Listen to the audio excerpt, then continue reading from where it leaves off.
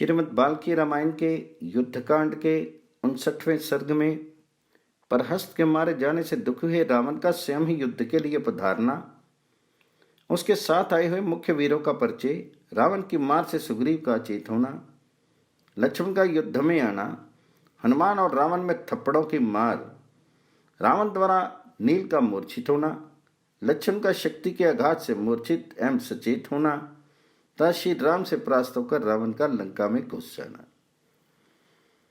वानर श्रेष्ठ नील के द्वारा युद्ध स्थल में उस राक्षस सेनापति प्रहस्त के मारे जाने पर समुद्र के समान वेगशाली और भयानक युद्धों से युक्त वह राक्षस की सेना भाग चली। राक्षसों ने निशाचर राज रावण के पास जाकर अग्निपुत्र नील के हाथ से प्रहस्त के मारे जाने का समाचार सुनाया। उसकी ये बात सुनकर राक्षस राज रावण को बड़ा क्रोध हुआ।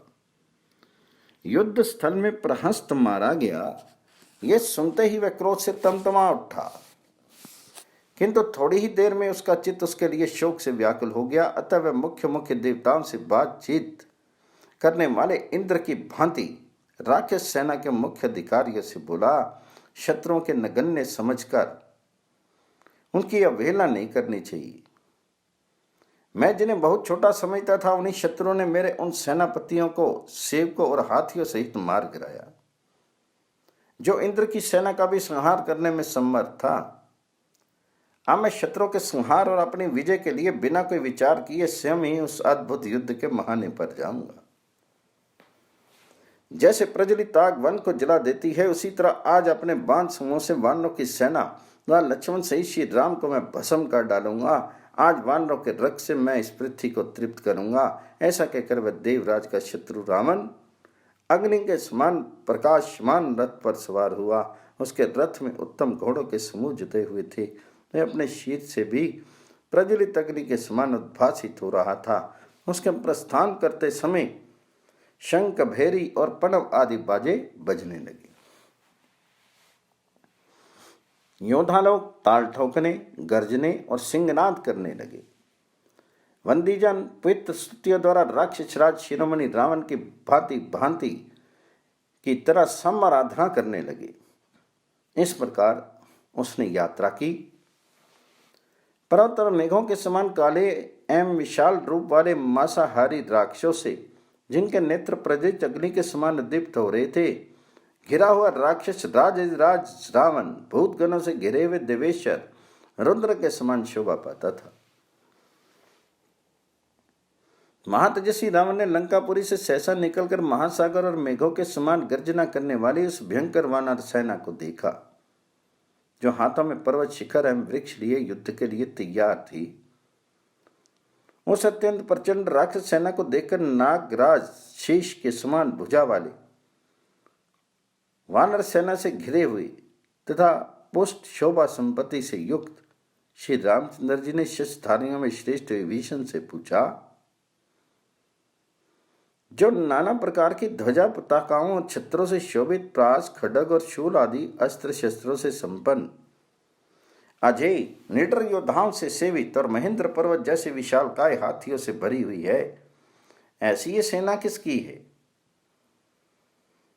इंद्र के समान बलशाली भीषण श्री राम के उपयुक्त वचन सुनकर महामना राक्षस शिरोमणि के बल एवं सैनिक शक्ति का परिचय देते हुए उनसे बोले, राजन, ये जो महामनस्वी और हाथी की पीठ पर बैठा हुआ है, जिसका मुख नवोदित सूर्य के समान लाल रंग का है तथा जो अपने बार से हाथी के मस्तक में कंपन उत्पन्न करता हुआ इधर आ रहा है, इसे अकंपन समझो।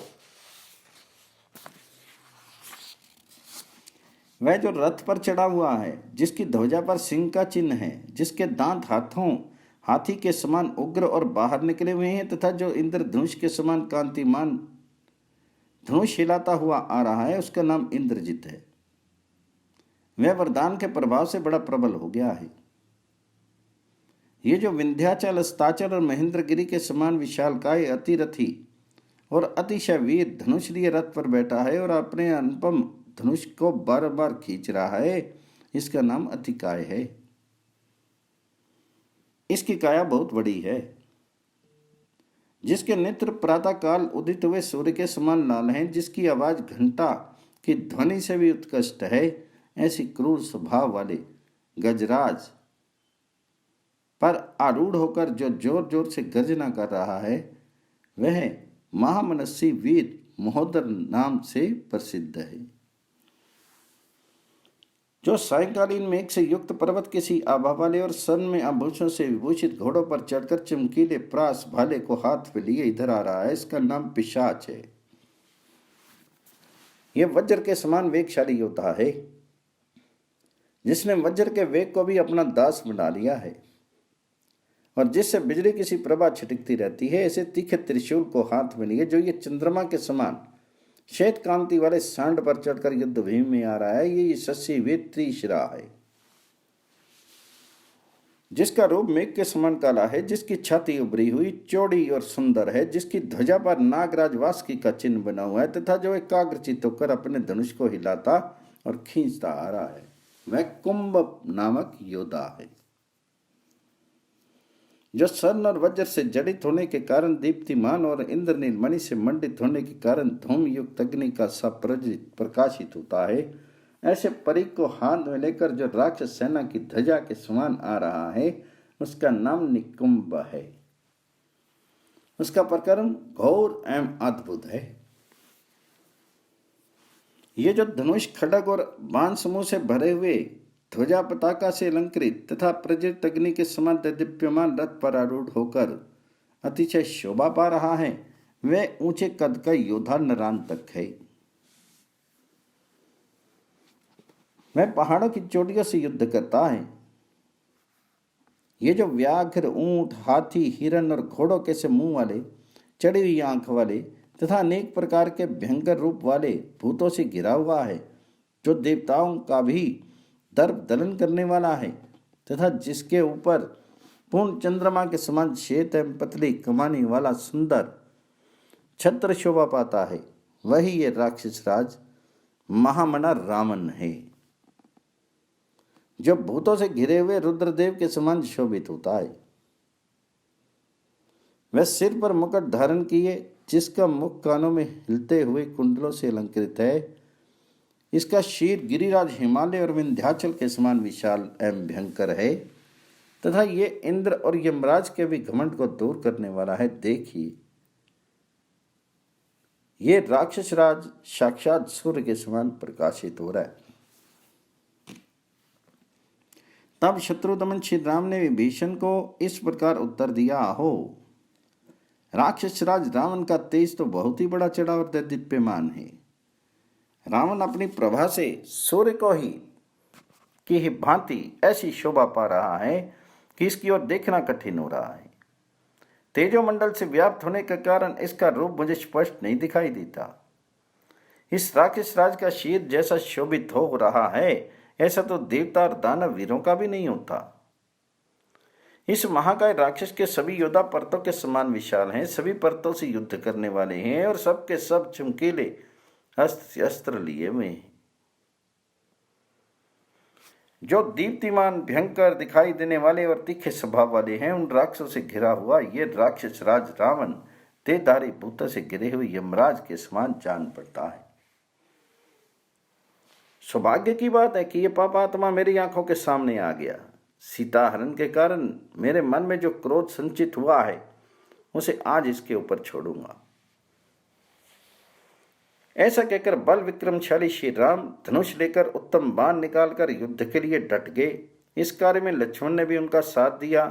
तदनंतर महामना राक्षस राज रावण ने अपने साथ आए हुए उन महाबली राक्षसों से कहा,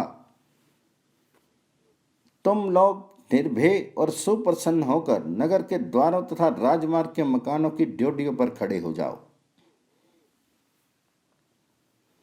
क्योंकि वानर लोग मेरे साथ तुम सबको यहां आया देखकर इसे अपने लिए अच्छा मौका समझकर सहसा एकत्र होकर मेरी सुनी नगरी में, जिसके भीतर प्रवेश होना दूसरों के लिए बहुत कठिन है, घुस जाएंगे और इसे मथकर चौपट कर डालेंगे। इस प्रकार जब अपने मंत्रियों को विदा कर दिया और वे राक्षस उसकी आज्ञा के अनुसार उन स्थानों पर चले गए, तब रावण जैसे महामत्स्य तिमिंगल पूरे महासागर को विशुद्ध कर देता है, उसी प्रकार समुद्र जैसे वानर सेना को विदीर्ण करने लगा। चमकीले धनुष्यबाण लिए राक्षस राज रावण को युद्ध स्थल में सहसा आया हुआ देखकर वानर राज सुग्रीव ने एक बड़ा भारी पर्वत शिखर उखाड़ लिया और उसे लेकर उस निशाचर राज पर आक्रमण किया। अनेक वृक्षों और शिखरों से युक्त उस महान शैल शिखर को सुग्रीव ने रावण पर दे मारा। उस शिखर को अपने ऊपर आता देख रावण ने सहसा सर में पंख वाले बहुत से बाण मारकर उसके टुकड़े टुकड़े कर डाले। उत्तम वृक्ष और शिखर वाला में महान शैल श्रृंग जब विदीर्ण होकर पृथ्वी पर गिर पड़ा, तब राक्षस लोक के स्वामी रावण ने महान सर्प और यमराज के समान एक भयंकर बाण का संधान किया। उस बाण का वेग वायु के समान था, उससे चिंगारियां छूटती थी और प्रज्वलित अग्नि के समान प्रकाश फैलता था। इंद्र के वज्र की भांति भयंकर वेग वाले उस बाण को रावण ने रुष्ट होकर सुग्रीव के वध के लिए चलाया।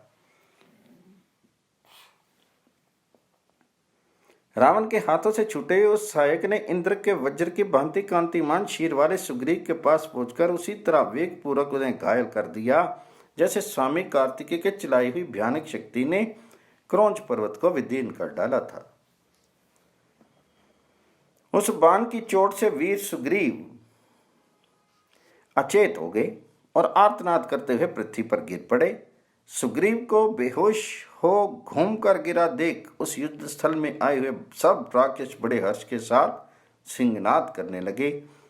तब गवाक्ष, गवय, सुषेण, ऋषभ, ज्योतिर्मुख और नल ये विशालकाय वानर पर्वत शिखरों को उखाड़कर राक्षस राज रावण पर टूट पड़े, परंतु निशाचरों के राजा रावण ने सैकड़ों तीखे बाण छोड़कर उन सब के प्रहारों को व्यर्थ कर दिया और उन वानरेश्वरों को भी सोने के पवित्र पंख वाले बाण समूह द्वारा शत विशत कर दिया।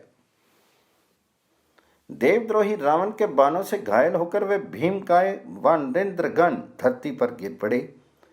फिर तो रावण ने अपने बाण समूह द्वारा उस भयंकर वानर सेना को आच्छादित कर दिया। रावण के बाणों से पीड़ित और डरे हुए वीर वानर उनकी मार खा खाकर जोर जोर से चीत्कार करते हुए धाराशायी होने लगे।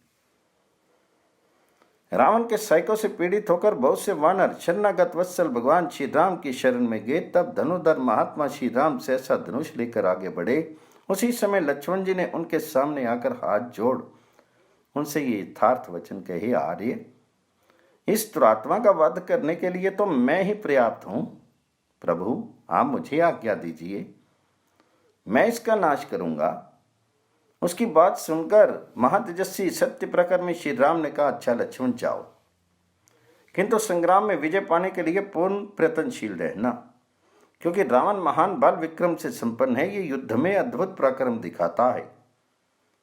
रावण यदि अधिक कुपित होकर युद्ध करने लगे तो तीनों लोगों के लिए उसके वेग को सहन करना कठिन हो जाएगा। तुम युद्ध में रावण के छिद्र देखना, उसकी कमजोरियों से लाभ उठाना और अपने छिद्रों पर भी दृष्टि रखना। कहीं शत्रु उससे लाभ ना उठाने पाए। एकाग्रचित्त होकर पूरी सावधानी के साथ अपनी दृष्टि और धनुष से भी आत्मरक्षा करना।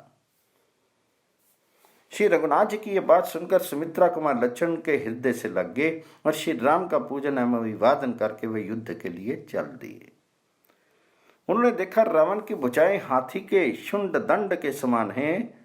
उसने बड़ा भयंकर एवं दीप्तिमान धनुष उठा रखा है और बाण समूह की वर्षा करके वानरों को ढकता तथा उसके शीर को छिन्न भिन्न किए डालता है।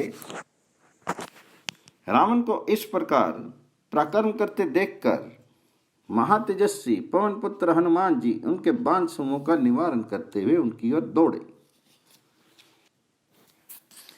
उनके रथ के पास पहुंचकर अपना दायां हाथ उठा बुद्धिमान हनुमान जी ने रावण को भयभीत करते कहा, निशाचर, तुमने देवता, दानव, गंधर्व, यक्ष और राक्षसों से न मारे जाने का वर प्राप्त कर लिया है, परंतु वानरों से तो तुम्हें भय है ही। देखो, 5 उंगलियों से युक्त ये मेरा दाहिना हाथ उठा हुआ है। तुम्हारे शीर में चिरकाल से जो जीवात्मा निवास करता है उसे आज ये इस देह से अलग कर देगा। हनुमान जी का ये वचन सुनकर भयानक पराक्रमी रावण के नेत्र क्रोध से लाल उठे और उसने रोष पूर्वक कहा, वानर, तुम निशंक होकर शीघ्र मेरे ऊपर प्रहार करो और सुस्थिर यश प्राप्त कर लो। तुम में कितना पराक्रम है ये जान लेने पर ही मैं तुम्हारा नाश करूंगा। रावण की बात सुनकर पवन पुत्र हनुमान जी बोले, मैंने तो पहले ही तुम्हारे पुत्र अक्ष को मार डाला है, इस बात को याद तो करो। उसके इतना कहते ही बल विक्रम संपन्न महातेजस्वी राक्षस राज रावण ने उन पवन कुमार की छाती में तमाचा जड़ दिया। उस थप्पड़ की चोट से हनुमान जी के बारंबार इधर उधर चक्कर काटने लगे, परंतु वे बड़े बुद्धिमान और तेजस्वी थे, अतः दो ही घड़ी में अपने को सुस्थिर करके खड़े हो गए। फिर उन्होंने भी अत्यंत कुपित होकर उस देवद्रोही को थप्पड़ से मारा। उन महात्मा वानर के थप्पड़ की मार खाकर दशमुख रावण उसी तरह कांप उठा जैसे भूकंप आने पर पर्वत हिलने लगते हैं। संग्राम भूमि में रावण को थप्पड़ खाते देख ऋषि, वानर, सिद्ध, देवता और असुर सभी हर्ष ध्वनि करने लगे। तदंतर महातेजस्वी रावण ने संभल कर कहा, शाबाश वानर, शाबाश, तुम पराक्रम की दृष्टि से मेरे प्रशंसनीय प्रतिद्वंदी हो। रावण के ऐसा कहने पर पवन कुमार हनुमान ने कहा, रावण तो अब भी जीवित है, इसलिए मेरे पराक्रम को धिक्कार है। दुर्बुद्धि, अब तुम एक बार और मुझ पर प्रहार करो। बढ़ बढ़कर बातें क्यों बना रहे हो? तुम्हारे प्रहार के पश्चात जब मेरा मुक्का पड़ेगा तब वह तुम्हें तत्काल यमलोक पहुंचा देगा। हनुमान जी की इस बात से रावण का क्रोध प्रज्वलित हो उठा, उनकी आंखें लाल हो गई। उस पराक्रमी राक्षस ने बड़े यत्न से दाहिना मुक्का तानकर हनुमान जी की छाती में वेगपूर्वक प्रहार किया। छाती में चोट लगने पर हनुमान जी पुनः विचलित हो उठे। महाबली हनुमान जी को उस समय विहल देख अतिरथी रावण रथ के द्वारा शीघ्र ही नील पर जा चढ़ा। राक्षसों के राजा प्रतापी दशग्रीव ने शत्रुओं के मर्म को विदीन करने वाले सर्वतुल्य भयंकर बाणों द्वारा वानर सेनापति नील को संताप देना आरंभ किया। उनके बाण समूह से पीड़ित हुए वानर सेनापति नील ने उस राक्षस राज पर एक ही हाथ से पर्वत का एक शिखर उठाकर चलाया। इतने ही में तेजस्वी महामना हनुमान जी भी संभल गए और पुनः युद्ध की इच्छा से रावण की ओर देखने लगे। उस समय राक्षस राज रावण नील के साथ उलझा हुआ था। हनुमान जी ने उससे रोषपूर्वक कहा, ओ निशाचर, इस समय तुम दूसरे के साथ युद्ध कर रहे हो, अतः अब तुम पर धावा करना मेरे लिए उचित नहीं होगा। उधर महातेजस्वी रावण ने नील के चलाए हुए पर्वत शिखर पर तीखे अग्र भाग वाले 7 बाण मारे, जिससे वह टूट फूट कर पृथ्वी पर बिखर गया। उस पर्वत शिखर को बिखरा हुआ देखकर शत्रु वीरों का संहार करने वाले वानर सेनापति नील प्रलय काल की अग्नि के समान क्रोध से प्रज्वलित हो उठे। उन्होंने युद्ध स्थल में अश्वकरण, साल, खिले हुए आम्र और अन्य नाना प्रकार के वृक्ष को उखाड़ उखाड़ कर रावण पर चला आरंभ किया। रावण ने उन सब वृक्षों को सामने आने पर काट गिराया और अग्निपुत्र नील पर बाणों की भयानक वर्षा की, जैसे मेघ किसी महान पर्वत पर जल की वर्षा करता है। उसी तरह रावण ने जब नील पर बाण समूह की वर्षा की तब एक छोटा सा रूप बनाकर रावण की ध्वजा के शिखर पर चढ़ गए। अपनी ध्वजा के ऊपर बैठे हुए अग्निपुत्र नील को देखकर रावण क्रोध से जल उठा और उधर नील जोर जोर से गर्जना करने लगे। नील को कभी रावण की ध्वजा पर, कभी धनुष पर और कभी मुकुट पर बैठा देखकर श्री राम, लक्ष्मण और हनुमान को भी बड़ा विस्मय हुआ। वानर नील की वह फुर्ती देखकर महातेजस्वी रावण को भी बड़ा आश्चर्य हुआ। उसने अद्भुत तेजस्वी आग्नेय अस्त्र हाथ में दिया। नील की फुर्ती से रावण को घबराया हुआ देखकर हर्ष का अवसर पाकर सब वानर बड़ी प्रसन्नता के साथ किलकारियां भरने लगे। उससे वानरों के हर्षनाद से रावण को बड़ा क्रोध हुआ, साथ ही हृदय में घबराहट छा गई थी, इसलिए वह कर्तव्य का कुछ निश्चय नहीं कर सका।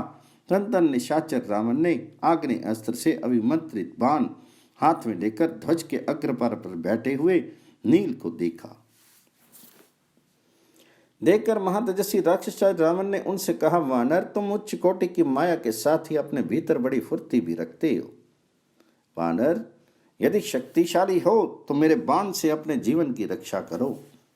यद्यपि तुम अपने पराक्रम के योग्य ही भिन्न भिन्न प्रकार के कर्म कर रहे हो, तथापि मेरा छुड़ा हुआ दिव्य अस्त्र प्रेरित बाण जीवन रक्षा की चेष्टा करने पर भी तुम्हें प्राणहीन कर देगा। ऐसा कहकर महाबाहु राक्षस राज रावण ने आग्नेय अस्त्र का युक्त बाण का संधान करके उसके द्वारा सेनापति नील को मारा। उनके धनुष से छूटे हुए उस बाण ने नील की छाती पर गहरी चोट की। वे उसकी आंच से जलते हुए सहसा पृथ्वी पर गिर पड़े। यद्यपि नील ने पृथ्वी पर घुटने टेक दिए तथापि पिता अग्निदेव के महात्म्य से और अपने तेज के प्रभाव से उसके प्राण नहीं निकले। वानर नील को चेत हुआ देखकर रण उत्सुक रावण ने मेघ की गर्जन के समान गंभीर ध्वनि करके रथ के द्वारा सुमित्रा कुमार लक्षण पर धावा किया। युद्ध भूमि में सारी वानर सेना को आगे बढ़ने से रोककर वह लक्षण के पास पहुंच गया और प्रज्वलित अग्नि के समान सामने खड़ा होकर प्रतापी राक्षस राज रावण अपने धनुष की टंकार करने लगा।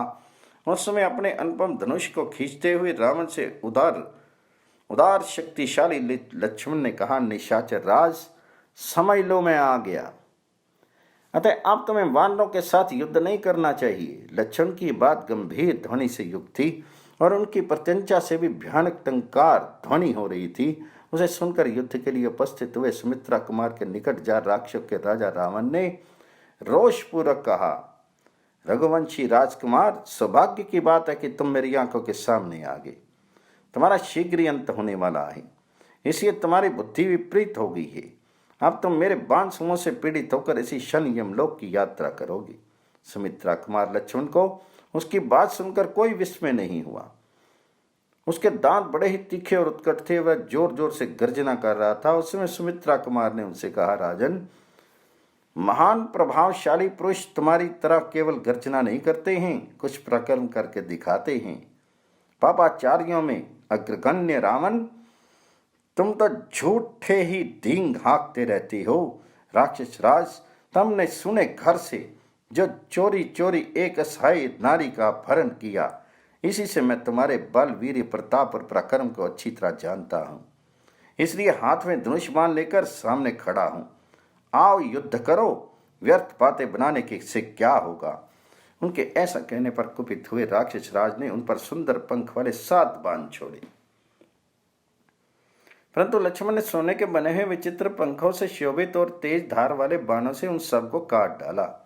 जैसे बड़े बड़े सर्पों के शीर के टुकड़े टुकड़े कर दिए जाए, उसी प्रकार अपने समस्त बाणों की सहसा खंडित हुआ देखकर लंकापति रावण क्रोध के वशीभूत हो गया और उसने दूसरी तीखे बाण छोड़े, परंतु श्री राम के छोटे भाई लक्ष्मण इससे विचलित नहीं हुए।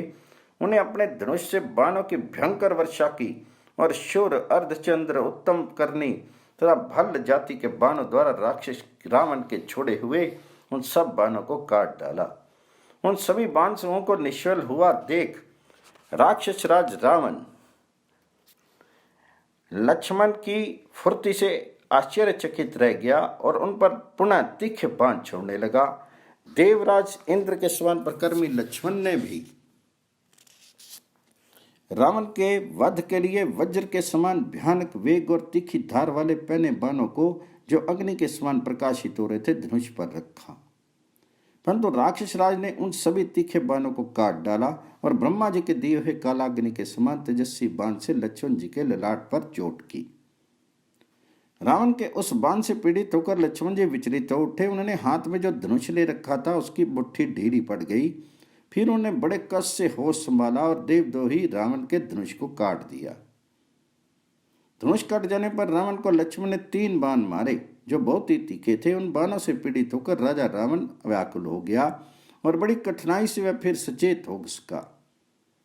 जब धनुष कट गया, बाणों की गहरी चोट खानी पड़ी, तब रावण का सारा शरीर मैदे और रक्त से भीग गया। उस अवस्था में उस भयंकर व शक्तिशाली देवद्रोही राक्षस ने युद्ध स्थल में ब्रह्मा जी की दी हुई शक्ति उठा ली। वह शक्ति धूम युक्त अग्नि के समान दिखाई देती थी और युद्ध में मानव को भयभीत करने वाली थी। राक्षस राज के स्वामी रावण ने वह जलती हुई शक्ति बड़े वेग से सुमित्रा कुमार पर चलाई। अपनी ओर आती हुई उस शक्ति पर लक्ष्मण ने अग्नि तुल्य तेजस्वी बाणों से अस्त्रों का प्रहार किया, तथापि वह शक्ति दशरथ कुमार लक्ष्मण के विशाल वक्ष स्थल में घुस गई। रघुकुल के प्रधान वीर लक्ष्मण यद्यपि बड़े शक्तिशाली थे, तथापि उस शक्ति से आहत होकर पृथ्वी पर गिर पड़े और जलने से लगे। उन्हें विहल हुआ देखकर राजा रावण सहसा उनके पास आ पहुंचा और उनको वेगपूर्वक अपनी दोनों भुजाओं से उठाने लगा। जिस रावण में देवताओं सहित हिमालय, पंद्राचल, मेरुगिरी अथवा तीनों लोगों को भुजाओं द्वारा उठा लेने की शक्ति थी, वही भरत के छोटे भाई लक्ष्मण को उठाने में समर्थ नहीं हो सका। ब्रह्मा की शक्ति से छाती में चोट खाने पर भी लक्ष्मण जी ने भगवान विष्णु के चिंत्य अंश रूप से अपना चिंतन किया। अतः देवशत्रु रावण दानवों का दर्प चूर करने वाले लक्ष्मण को अपनी दोनों भुजाओं में दबाकर हिलाने में भी समर्थ नहीं हो सका। इसी समय क्रोध से भरे हुए वायुपुत्र हनुमान जी रावण की ओर दौड़े और अपने वज्र सरीखे मुक्के से रावण की छाती में मारा। उस मुक्के की मार से राक्षस रावण ने धरती पर घुटने टेक दिए। वह कांपने लगा और अंतोतगत्वा गिर पड़ा। उसके मुख, नेत्र, कानों से बहुत सा रक्त गिरने लगा। वह चक्कर काटता हुआ रथ के पिछले भाग में निश्चेष होकर जा बैठा। वह मूर्छित होकर अपनी सुध बुध खो बैठा। वहां भी वह स्थिर नहीं रह सका, तड़पता और छटपटाता रहा। सम्रांगन में भयंकर पराक्रमी रावण को चेत हुआ देखकर ऋषि, देवता, असुर और वानर हर्षनाद करने लगे। इसके पश्चात तेजस्वी हनुमान रावण पीड़ित लक्ष्मण को दोनों हाथों से उठाकर श्री रघुनाथ जी के निकट ले आए। हनुमान जी के सौहार्द और उत्कट भक्ति भाव के कारण लक्ष्मण जी उनके लिए हल्के हो गए। शत्रुओं के लिए तो वे अब भी अकंपनीय थे। वे उन्हें हिला नहीं सकते थे। युद्ध में पराजित हुए लक्ष्मण को छोड़कर वह शक्ति पुनः रावण के रथ पर लौट गई। थोड़ी देर में होश में आने पर महातेजस्वी रावण ने फिर विशाल धनुष उठाया और पहने बाण हाथ में लिए। शत्रुसूदन लक्ष्मण जी भी भगवान विष्णु के अचिंतनीय अंश रूप से अपना चिंतन करके स्वस्थ और निरोग हो गए। वानरों की विशाल वाहिनी सेना के बड़े बड़े वीर मार गिराए गए। ये देखकर रणभूमि में रघुनाथ जी ने रावण पर धावा किया। उस समय हनुमान जी उनके पास आकर कहा, प्रभु, जैसे भगवान विष्णु गरुड़ पर चढ़कर दैत्यों का संहार करते हैं, उसी प्रकार आप मेरी पीठ पर चढ़कर इस राक्षस को दंड दें। पवन कुमार की कही हुई यह बात सुनकर श्री रघुनाथ जी सहसा उन महाकपि हनुमान जी की पीठ पर चढ़ गए। महाराज श्री राम ने सम्रांगन में रावण को रथ पर बैठा देखा। उसे देखते ही महातेजस्वी श्री रावण की ओर उसी प्रकार दौड़े जैसे कुपित हुए भगवान विष्णु अपने चक्र चढ़ाए उठाए विरोचन कुमार बलि पर टूट पड़े थे। उन्हें अपने धनुष को तीव्र टंकार प्रकट की, जो वज्र की गड़गड़ाहट से भी अधिक कठोर थी। इसके बाद श्री रामचंद्र जी राक्षस राज रावण से गंभीर वाणी में बोले, राक्षसों में भाग बने हुए रावण, खड़ा रहे। मेरा ऐसा अपराध करके तू कहां जाकर प्राण संकट से छुटकारा पा सकेगा? यदि तो इंद्र, यम अथवा सूर्य के पास, ब्रह्मा, अग्नि व शंकर के समीप अथवा 10 दिशाओं में भाग कर जाएगा तो भी मेरे हाथ से बच नहीं सकेगा। तूने आज अपनी शक्ति के द्वारा युद्ध में जाते हुए जिस लक्ष्मण को आहत किया और जो उस शक्ति की चोट से सहसा मूर्छित हो गए थे, उन्हीं के उस तिरस्कार का बदला लेने के लिए आज मैं युद्ध भूमि में उपस्थित हुआ हूँ। राक्षस राज, मैं पुत्र पौत्रों सहित तेरी मौत बनकर आया हूँ। रावण, मेरे सामने खड़े हुए इस रघुवंशी राजकुमार ने ही अपने बाणों द्वारा जन स्थान निवासी उन 14,000 राक्षसों का संहार कर डाला था, जो अद्भुत एवं दर्शनीय योद्धा थे और उत्तम उत्तम अस्त्र शस्त्रों से संपन्न थे। श्री रामचंद्र जी की यह बात सुनकर महाबली राक्षस राज रावण महान रोष से भर गया। उसे पहले के वैर का स्मरण हो आया और उसने कालाग्नि की शिखा के समान दीप्तिशाली बाणों द्वारा रणभूमि में श्री रघुनाथ जी का वाहन बने हुए महान वेगशाली वायुपुत्र हनुमान को अत्यंत घायल कर दिया। युद्ध स्थल में उस राक्षस के सैनिकों से आहत होने पर भी स्वाभाविक तेज से संपन्न हनुमान जी का शौर्य और भी बढ़ गया। वानर शिरोमणि हनुमान जी को रावण ने घायल कर दिया। ये देखकर महातेजस्वी श्री राम क्रोध के वशीभूत हो गए। फिर तो उन भगवान श्री राम ने आक्रमण करके पहिए, घोड़े, ध्वजा, छत्र, पताका, सारथी, अश्नि, शूल और खड़ग सहित उसके रथ को ऐसे अपने पैने बाणों से तिल तिल करके काट डाला, जैसे भगवान इंद्र ने वज्र के द्वारा मेरु पर्वत पर आघात किया हो। उसी प्रकार प्रभु श्री रामचंद्र जी ने वज्र और अश्नि के समान तेजस्वी बाण से इंद्र शत्रु रावण की विशाल एवं सुंदर छाती में वेगपूर्वक आघात किया। जो राजा रावण वज्र और अश्नि के आघात से भी कभी क्षुब्ध एवं विचलित नहीं हुआ था, वही वीर उस समय श्री रामचंद्र जी के बाणों से घायल होकर अत्यंत आर्त एवं कंपित हो उठा और उसके हाथ से धनुष छूटकर गिर पड़ा। रावण को व्याकुल हुआ देखकर महात्मा श्री रामचंद्र जी ने एक चमचमाता हुआ अर्धचंद्राकार बाण हाथ में लिया और उसके द्वारा राक्षस राज का सूर्य के समान दीप्यमान मुकुट सहसा काट डाला। उस समय धनुष न होने से रावण विषहीन सर्प के समान अपना प्रभाव खो बैठा था। सायकाल में जिसकी प्रभा शांत हो गई हो, उस सूर्य देव के समान निस्तेज हो गया था तथा मुक्तों का समूह कट जाने से श्रीहीन दिखाई देता था। उस अवस्था में श्री राम ने युद्ध भूमि में राक्षस राज से कहा, रावण, तुमने आज बड़ा भयंकर कर्म किया है। मेरी सेना के प्रधान वीरों को मार डाला है। इतने पर भी थका हुआ समझकर मैं बाणों द्वारा तुझे मौत के अधीन नहीं कर रहा हूं। निशाचर राज, मैं जानता हूं तू युद्ध से पीड़ित है, इसलिए आज्ञा देता हूं, जा लंका में प्रवेश करके कुछ देर विश्राम कर ले, फिर रथ और धनुष के साथ निकलना। उस समय रथ आरूढ़ रहकर तू फिर मेरा बल देखना। भगवान श्री राम के ऐसा कहने पर राजा रावण सहसा लंका में घुस गया। उसका हर्ष और अभिमान मिट्टी में मिल चुका था। धनुष काट दिया गया था, घोड़े तथा सारथी मार डाले गए थे, महान किरीट खंडित हो चुका था और वह स्वयं ही बाणों से बहुत पीड़ित था। देवताओं और दानवों के शत्रु महाबली निशाचर राज रावण के लंका में चले जाने पर लक्ष्मण सहित श्री राम ने उस महायुद्ध के मुहाने पर वानरों के शीर से बाण निकाले। देवराज इंद्र का शत्रु रावण जब युद्ध स्थल से भाग गया, तब उसके पराभव का विचार करके देवता, असुर, भूत, दिशाएं, समुद्र, ऋषिगण, बड़े बड़े नाग तथा भूचर और जलचर प्राणी भी बहुत प्रसन्न हुए। इस प्रकार वाल्मीकि निर्मित आर्ष रामायण आदि काव्य के युद्ध कांड में 59वां सर्ग पूर्ण हुआ। जय श्री राम। श्रीमद् बाल्मीकि रामायण के 60वें सर्ग में अपनी प्रजा से दुखी हुए रावण की आज्ञा से सोए हुए कुंभकर्ण का जगाया जाना और उसे देखकर वानरों का भयभीत होना। भगवान श्री राम के बाणों और भय से पीड़ित होकर राक्षस राज रावण जब लंकापुरी में पहुंचा, तब उसका अभिमान चूर चूर हो गया था। उसकी सारी इंद्रियां व्यथा से व्याकुल हो गई थी। जैसे सिंह गजराज को और गरुड़ विशाल नाग को पीड़ित एवं पराजित कर देता है, उसी प्रकार महात्मा रघुनाथ जी ने राजा रावण को अभिभूत कर दिया था। भगवान श्री राम के बाण ब्रह्मदंड के प्रतीक जान पड़ते थे। उसकी दीप्ति चपला के समान चंचल थी। उन्हें याद करके राक्षस राज रावण के मन में बड़ी व्यथा हुई।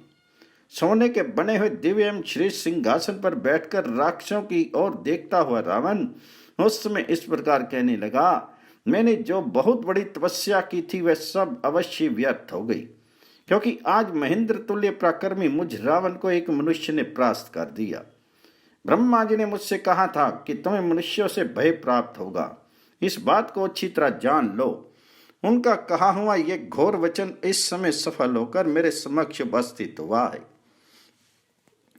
मैंने तो देवता, दानव, गंधर्व, यक्ष, राक्षस और सर्पों से ही अवध्य होने का वर मांगा था। मनुष्यों से अभय होने की वर याचना नहीं की थी।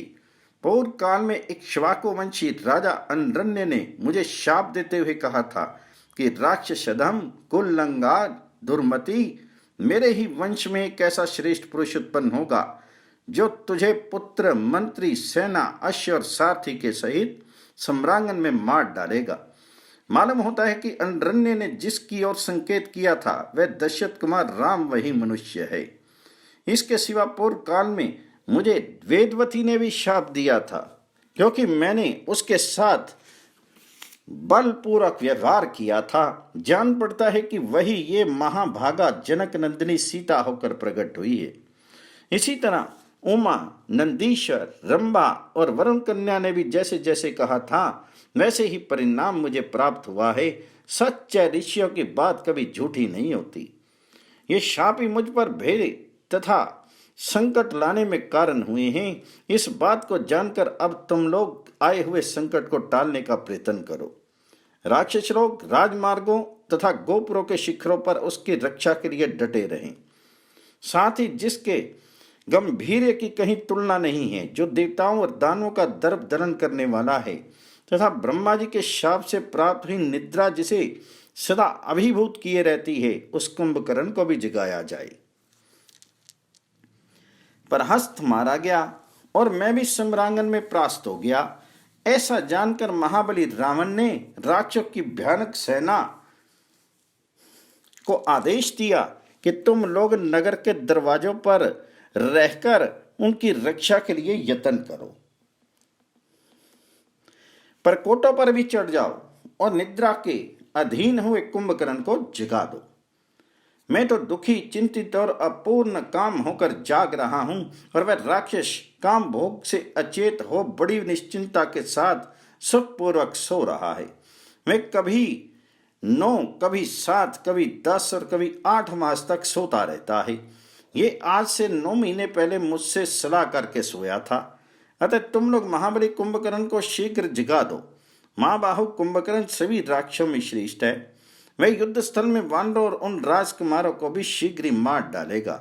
समस्त राक्षसों में प्रधान ये कुंभकर्ण समर भूमि में हमारे लिए सर्वोत्तम विजय वैजयंती के समान है। किंतु खेद की बात है कि वह मूर्ख ग्राम्य सुख में आसक्त होकर सदा सोता रहता है। यदि कुंभकर्ण को जगा दिया जाए तो इस भयंकर संग्राम में मुझे राम से पराजित होने का शौक नहीं होगा। यदि इस घोर संकट के समय भी कुंभकर्ण मेरी सहायता करने में समर्थ नहीं हो रहा है तो इंद्र के तुल्य बलशाली होने पर भी उससे मेरा प्रयोजन ही क्या है? मैं उसे लेकर क्या करूंगा? राक्षस राज रावण की यह बात सुनकर समस्त राक्षस बड़ी घबराहट में पड़कर कुंभकर्ण के घर गए। रक्त मांस का भोजन करने वाले वे राक्षस रावण की आज्ञा पाकर गंध, माल्य तथा खाने पीने की बहुत सी सामग्री लिए सहसा कुंभकर्ण के पास गए। कुंभकर्ण एक गुफा में रहता था जो बड़ी ही सुंदर थी और वहां के वातावरण में फूलों की सुगंध छाई रहती थी। उसकी लंबाई चौड़ाई सब ओर से 1-1 योजन की थी तथा उसका दरवाजा बहुत बड़ा था। उसमें प्रवेश करते ही महाबली राक्षस कुंभकर्ण की सांस के वेग से सहसा पीछे को ढेल दिए गए। फिर वही कठिनाई से पैर जमाते हुए पूरा प्रयत्न करके उस गुफा के भीतर घुसे। उस गुफा की फर्श में रत्न और स्वर्ण जड़े गए थे जिससे उनकी रमणीयता बहुत बढ़ गई थी। उनके भीतर प्रवेश करके उन श्रेष्ठ राक्षसों ने देखा भयानक पराक्रमी कुंभकर्ण सो रहा है। महानिद्रा में निमग्न हुआ कुंभकर्ण बिखरे हुए पर्वत के समान विकृत अवस्था में सोकर खर्राटे ले रहा था। अतः वे सब राक्षस एकत्र होकर उसे जगाने की चेष्टा करने लगे। उनका सारा शरीर ऊपर उठे ही रोमावलियों से भरा था। वे सर्प के समान सांस लेता और अपने निश्वासों से लोगों को चक्कर में डाल देता था। वहां सोया हुआ वे राक्षस भयानक बल विक्रम से संपन्न था। उसकी नासिका के दोनों छिद्र बड़े भयंकर थे। मुंह पाताल के समान विशाल था। उसने अपना सारा शरीर शैया पर डाल रखा था और उसकी देह से रक्त और चर्बी की सी गंध प्रकट होती थी। उनकी भुजाओं में बाजूबंद शोभा पाते थे। मस्तक पर तेजस्वी किरीट धारण करने के कारण वह सूर्य देव के समान पुंज से प्रकाशित हो रहा था। इस रूप में निशाचर श्रेष्ठ शत्रुदमन कुंभकर्ण को उन राक्षसों ने देखा।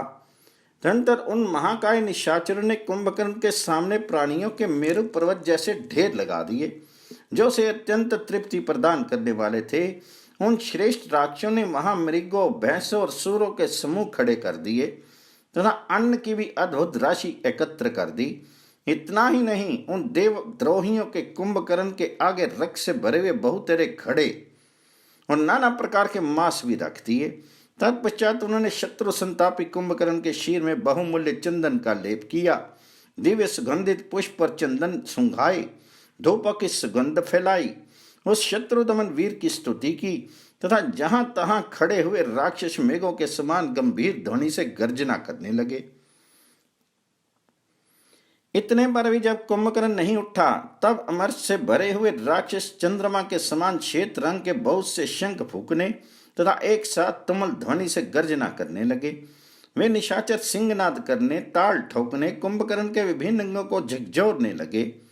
उन्होंने कुंभकर्ण को जगाने के लिए बड़े जोर जोर से गंभीर ध्वनि की। शंख, भैरी और पणव बजने लगे।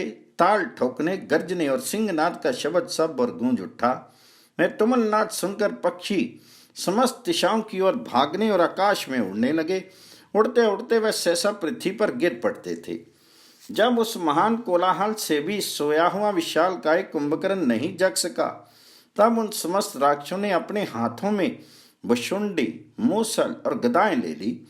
कुंभकर्ण भूतल पर ही सुख से सो रहा था। उसी अवस्था में उन प्रचंड राक्षसों ने उस समय उसकी छाती पर पर्वत शिखरों, मूसलों, गदाओं, मुदगरों और मुक्कों से मारना आरंभ किया। किंतु राक्षस कुंभकर्ण के निश्वास वायु से प्रेरित होकर वे सब निशाचर उसके आगे ठहर नहीं पाते थे। तदनंतर अपने वस्त्रों को खूब कसकर बांध लेने के पश्चात वे भयानक पराक्रमी राक्षस, जिनकी संख्या लगभग 10,000 थी, एक ही समय कुंभकर्ण को घेर कर खड़े हो गए और काले कोयले के ढेर के समान पड़े हुए उस निशाचर को जगाने का प्रयत्न करने लगे। उन सब ने एक साथ मृदंग, पणव, भैरी, शंख, कुंभ बजाने आरंभ किए। इस तरह वे राक्षस बाजे बजाते और गरजते रहे तो कुंभकर्ण की निद्रा नहीं टूटी। जब वे उसे किसी तरह जगा नहीं सके, तब उन्होंने पहले से भी भारी प्रयत्न आरंभ किया। वे घोड़ों, ऊंटों, गधों और हाथियों को डंडों, कोड़ों और अंशों से मार मार कर उसके ऊपर ठेलने लगे। सारी शक्ति लगाकर बहरी, मृदंग और शंख बजाने लगे। पूरा बल लगाकर उठाए गए बड़े बड़े काष्ठों के समूह मुदगरों और मूसलों से भी उसके अंगों पर प्रहार करने लगे। उस महान कोलाहल से पर्वतों और वनों सहित सारी लंका गूंज उठी, परंतु कुंभकर्ण नहीं जागा। तदनंतर सब और सहस्त्रों धौंसे एक साथ बजाए जाने लगे। वे सब के सब लगातार बजते रहे। उन्हें बजाने के लिए जो डंडे थे वे सुंदर स्वर्ण के बने हुए थे। इतने पर भी शाप के अधीन हुआ मैं अतिशय निर्द्रालु निशाचर नहीं जागा। इससे वहां आए हुए सब राक्षसों को बड़ा क्रोध हुआ। फिर वे रोष से भरे हुए सभी भयानक प्रकर्मी निशाचर उस राक्षस को जगाने के लिए पराक्रम करने लगे। कोई धौंसे बजाने लगे, कोई महान कोलाहल करने लगे, कोई कुंभकर्ण के सिर के बाल नोचने लगे और कोई दांतों से उनके कान काटने लगे। दूसरे राक्षसों ने उनके दोनों कानों में 100 घड़े पानी डाल दिए, तो भी महानिद्रा के वश में पड़ा हुआ कुंभकर्ण टस से मस नहीं हुआ। दूसरे बलवान राक्षस कांटेदार मुदगर हाथ में लेकर उन्हें उनके मस्तक, छाती और अन्य अंगों पर गिराने लगे। तत्पश्चात रस्सियों से बंधी हुई शतघ्नियों द्वारा उस पर सब ओर से चोटें पड़ने लगी। फिर भी उस महाकाय राक्षस की नींद नहीं टूटी। इसके बाद शीर पर हजारों हाथी दौड़ाए गए तथा उसे कुछ स्पर्श मालूम हुआ और वह जाग उठा। यद्यपि उसके ऊपर पर्वत शिखर और वृक्ष गिरा जाते थे, तथापि उसने उन भारी प्रहारों को कुछ भी नहीं गिना। हाथियों के स्पर्श से जब उसकी नींद टूटी, तब वह भूख के भय से पीड़ित होकर अंगड़ाई लेता हुआ सहसा उछलकर खड़ा हो गया। उनकी दोनों भुजाएं नागों के शीर और पर्वत शिखरों के समान जान पड़ती थी। उन्होंने वज्र की शक्ति को पराजित कर दिया था। उन दोनों बाहों और मुंह को फैलाकर जब वह निशाचर झंभाई लेने लगा, उस समय उसका मुख वड़वा नल के समान विकराल जान पड़ता था। झंभाई लेते समय कुंभकर्ण का पाताल जैसा मुख मेरु पर्वत के शिखर पर उगे हुए सूर्य के समान दिखाई देता था। इस तरह जंभाई लेता हुआ वे अत्यंत बलशाली निशाचर जब जगा, तब उसके मुख से जो सांस निकलती थी वह पर्वत से चली हुई वायु के समान प्रतीत होती थी। नींद से उठे हुए कुंभकर्ण का वह रूप पल्ले काल में समस्त प्राणियों के संहार की इच्छा रखने वाले काल के समान जान पड़ता था। उसकी दोनों बड़ी बड़ी आंखें प्रज्वलित अग्नि और विद्युत के समान दीप्तिमती दिखाई देती थी। वे ऐसी लगती थी मानो 2 महान ग्रह प्रकाशित हो रही हों। तदनंतर राक्षसों ने वहां जो अनेक प्रकार की खाने पीने की वस्तुएं प्रचुर मात्रा में रखी गई थी, वे सब की सब कुंभकर्ण को दिखाई। वे महाबली राक्षस बात की बात में बहुतेरे भैंसों और सूरों को चट कर गया। उसे बड़ी भूख लगी थी, अतः उसने भरपेट मांस खाया और प्यास बुझाने के लिए रक्तपान किया। तदनंतर उस इंद्रद्रोही निशाचर ने चर्बी से भरे हुए कितने ही घड़े साफ कर दिए और वह कई घड़े मद्रा भी पी गया। तब उसे तृप्त जानकर राक्षस उछल उछल कर उनके सामने आए और उसे सिर झुकाकर प्रणाम करके उनके चारों ओर खड़े हो गए। उस समय उसके नेत्र निद्रा के कारण अप्रसन्न कुछ कुछ खुले हुए थे और मलिन जान पड़ते थे। उसने सब और दृष्टि डालकर वहां खड़े हुए निशाचरों को देखा। निशाचरों में श्रेष्ठ कुंभकर्ण ने उन सब राक्षसों को सांत्वना दी और अपने जगाए जाने के कारण विस्मित होकर उनसे इस प्रकार पूछा, तुम लोगों ने इस प्रकार आदर करके मुझे किस लिए जगाया है? राक्षस राज रावण कुशल से है ना? यहां कोई भय तो नहीं उपस्थित हुआ है, अथवा निश्चय ही यहां दूसरों से कोई महान भय उपस्थित हुआ है जिसके निवारण के लिए तुम लोगों ने इतनी उतावली के साथ मुझे जगाया है? अच्छा, तो आज मैं राक्षस राज के भय को उखाड़ फेंकूंगा। महेंद्र पर्वत या इंद्र को भी चीर डालूंगा और अग्नि को भी ठंडा कर दूंगा। मुझ जैसे पुरुष को किसी छोटे मोटे कारणवश नींद से नहीं जगाया जाएगा। अरे तुम लोग ठीक ठीक बताओ, मेरे जगाए जाने का क्या कारण है? शत्रुसूदन कुंभकर्ण जब रोष में भरकर इस प्रकार पूछने लगा, तब राजा रावण के सचिव युपाक्ष ने हाथ जोड़कर कहा, महाराज, हमें देवताओं की ओर से तो कोई भय हो ही नहीं सकता। इस समय केवल एक मनुष्य से तुमल भय प्राप्त हुआ है जो हमें सता रहा है। राजन, इस समय एक मनुष्य से हमारे लिए जैसा भय उपस्थित हो गया है वैसा तो कभी दैत्य और दानवों से भी नहीं हुआ था। पर्वताकार वानरों ने आकर इस लंकापुरी को चारों ओर से घेर लिया है। सीताहरण से संतप्त हुए श्री राम की ओर से हमें तुमल भय की प्राप्ति हुई है। पहले एक ही वानर ने यहां आकर इस महापुरी को जला दिया था और हाथियों तथा साथियों सहित राजकुमार अक्ष को भी मार डाला था। श्री राम सूर्य के समान तेजस्वी हैं। उन्होंने देवशत्रु प्लस कुल नंदन साक्षात राक्षस राज रावण को भी युद्ध में हराकर जीवित छोड़ दिया और कहा, लंका को लौट जाओ। महाराज की जो दशा देवता दैत्य और दानव भी नहीं कर सके थे वह राम ने कर दी। उनके प्राण बड़े संकट में से बचे हैं। युद्ध में भाई की पराजय से संबंध रखने वाली युपाक्ष की यह बात सुनकर कुंभकर्ण आगे फाड़ फाड़ कर देखने लगा और युपाक्ष से इस प्रकार बोला, युपाक्ष, मैं अभी सारी वानर सेना को तथा लक्ष्मण सहित राम को भी रणभूमि में परास्त करके रावण का दर्शन करूंगा। आज वानरों के मांस और रक्त से राक्षसों को तृप्त करूंगा और स्वयं भी राम और लक्ष्मण के खून पीऊंगा। कुंभकर्ण के बड़े हुए रोष दोष से युक्त अहंकार पूर्ण वचन सुनकर राक्षस योद्धाओं में प्रधान महोदर ने हाथ जोड़कर ये बात कही, महाबाहो, पहले चलकर महाराज रावण की बात सुन लीजिए, फिर गुण दोष का विचार करने के पश्चात युद्ध में शत्रु को परास्त कीजिएगा। महोदर की यह बात सुनकर राक्षसों से घिरा हुआ महातेजस्वी महाबली कुंभकर्ण वहां से चलने की तैयारी करने लगा। इस तरह सोए हुए भयानक नेत्र रूप पर पराक्रम वाले कुंभकर्ण को उठाकर वह राक्षस शीघ्र दशमुख रावण के महल में गए। दाशग्रीव उत्तम सिंहासन पर बैठा हुआ था।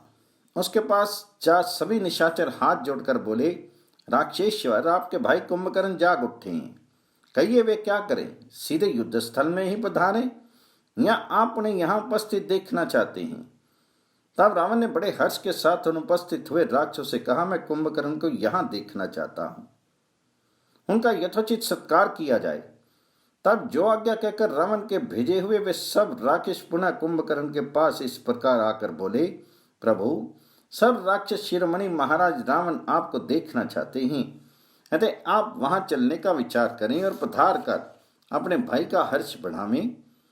भाई का यह आदेश पाकर महाप्रकर्मी दुर्जय वीर कुंभकर्ण बहुत अच्छा कहकर शैया से उठकर खड़ा हो गया। उसने बड़े हर्ष और प्रसन्नता के साथ मुंह धोकर स्नान किया और पीने की इच्छा से तुरंत बलवर्धक पेय ले आने की आज्ञा दी। तब रावण के आदेश से वे सब राक्षस तुरंत वहां मध्य और नाना प्रकार के भक्ष्य पदार्थ ले आए। कुंभकर्ण 2000 घड़े मध्य घटक कर चलने को उद्यत हुआ। इससे उसमें कुछ ताजगी आ गई और वह मतवाला तेजस्वी और शक्ति संपन्न हो गया। फिर जब राक्षसों की सेना के साथ कुंभकर्ण भाई के महल की ओर चला, उस समय रोष से भरे हुए प्रलय काल के विनाशकारी यमराज के समान जान पड़ता था। कुंभकर्ण अपने पैरों की धमक से सारी पृथ्वी को कंपित कर रहा था। जैसे सूर्यदेव अपनी किरणों से भूतल को प्रकाशित करते हैं, इसी प्रकार वे अपने तेजस्वी शीर से राजमार्ग को उद्भासित करता हुआ हाथ जोड़े अपने भाई के महल में गया। ठीक उसी तरह जैसे देवराज इंद्र ब्रह्मा जी के धाम में जाते हैं, राजमार्ग पर चलते समय शत्रुघाती कुंभकर्ण पर्वत शिखर के समान जान पड़ता था। नगर के बाहर खड़े हुए वानर सहसा उस विशालकाय राक्षस को देखकर सेनापतियों सहित सहम गए। उनमें से कुछ वानरों ने शरणागत वत्सल भगवान श्री राम की शरण ली, कुछ व्यथित होकर गिर गए, कोई पीड़ित होकर संपूर्ण दिशाओं में भाग गए, जहां तहां धाराशायी हो गए, और कितने ही वानर भय से पीड़ित होकर धरती पर लेट गए। वह पर्वत शिखर के समान ऊंचा था, उसके मस्तक पर मुटक शोभा पाता था। वे अपने तेज से सूर्य का स्पर्श करता था। जान पड़ता था उस बड़े हुए विशालकाय अद्भुत राक्षस को देखकर सभी वनवासी वानर भय से पीड़ित होकर इधर उधर भागने लगे।